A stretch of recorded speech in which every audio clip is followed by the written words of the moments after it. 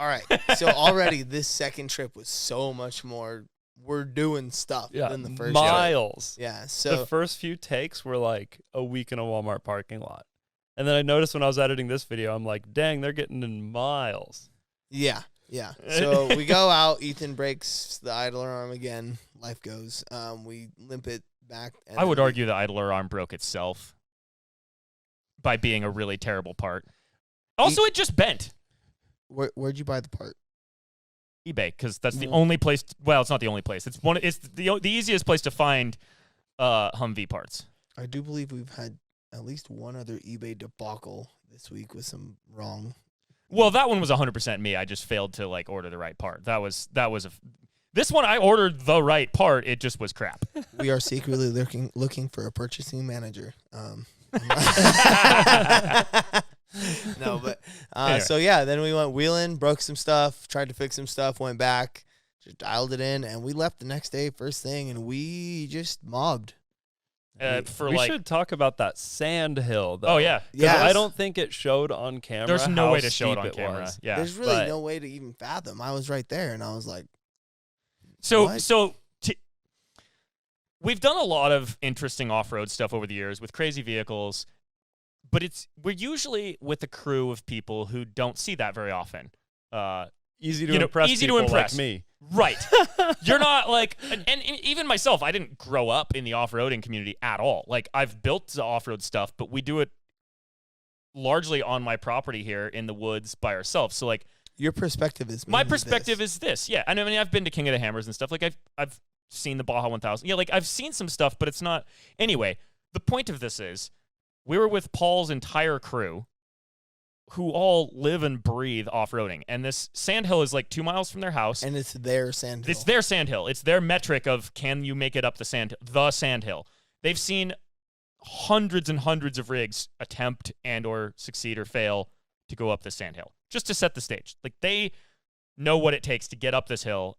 Paul said, oh yeah, I've seen turboed side-by-sides not make it up the hill. I'm going to assume that was driver error, but nevertheless, it's not just a random sandhill. It is the sandhill for them. Every single person there was completely mind blown at what the Humvee did. Just jaws on the floor. How is this happening? Well, Paul put his rig in 4-low, Yep. front and rear lock, and he just tried to do the same thing. With arguably much better tires. Yes, and he tried to just idle up it. And he just dug a hole and buried it to the axles. And he's lighter. He has less PSI in his tires. Yep. So how did that happen? No one knows. It's a mystery.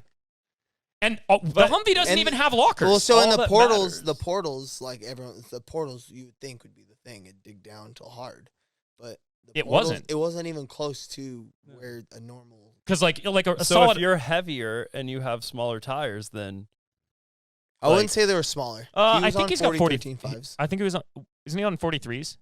Whatever. So yeah, his I think he's on 43s. 43s. Yeah, he had more surface contact. Yeah. Which means less PSI. That doesn't even make any sense. His No. tires are slightly stiffer because his are the ones that are on the chopper. Okay.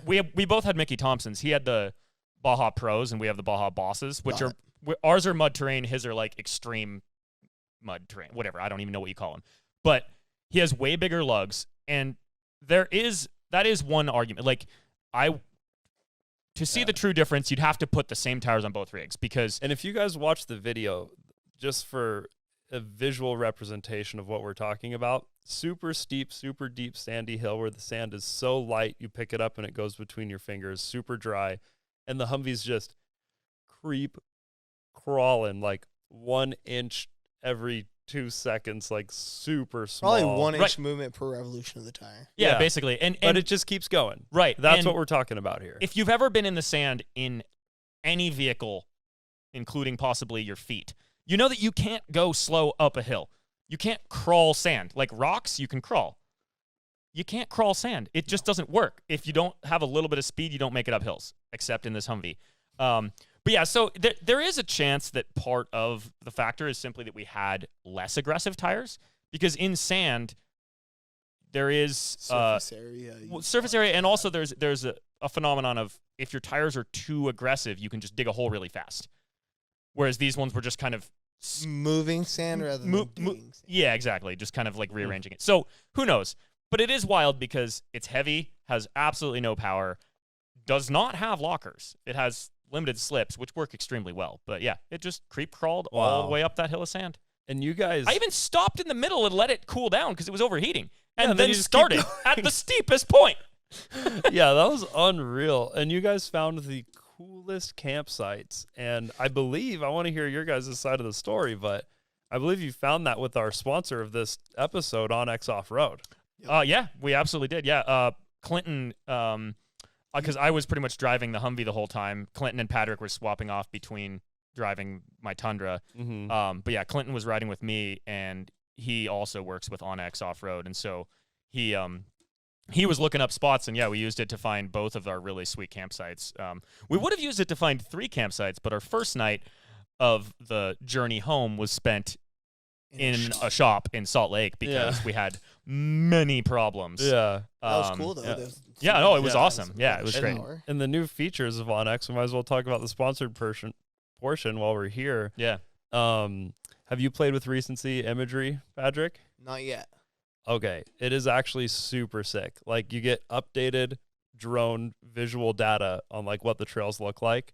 So if you're like, can I hit the Rubicon now, or is there still snow? You just click on it and it shows you like a recent updated version of the trail. Wow. Isn't that Is that drone imagery or satellite? I mean, it's also from users satellite too. drone. I'm not sure exactly where it comes from, but you can just go on, swipe over to recency imagery, boom. That's crazy. Yeah. And there's also data from users too, so the users will like update what Still the snowed status in, or Yeah. Also, they have Elite Pro deals. So they work with, like, if you scroll through the list, I'm sure you know every single brand, like all the big off-road guys. And then if you're one an of your elite favorites, member, Baja Designs is on their list. Nice. Yeah, I love Baja. and then you get discounts just for your subscription. So you get discounts on all the cool off-road parts just because you're a member of OnX. Plus all the other huge. Things like downloading your maps online and stuff. It's just the coolest. Which That we is definitely huge. did that because there was very little service for most of that drive. Super little And service. it was way too out in the middle of nowhere for there to be like designated like this is an off-road trail. But Clinton just looked up where the nearest BLM land was and then found a dirt road that went way out into the BLM. And, that's how we found that sweet campsite up on the hill. What was going through your mind when you knew that you were probably like an hour from home and the Humvee just goes? I was relieved to be so close.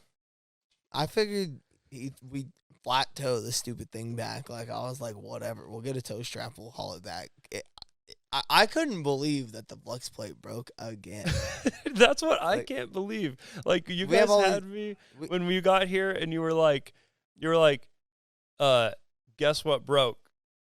And I was like, everything, obviously. The last thing I would have guessed is the flex plate again, because that's the only part I knew for sure was new in that entire rig. Yeah, so the flex plate was new, the power steering pump was new, and that idler arm was new. And we had no power steering. The idler arm broke, and the flex plate broke.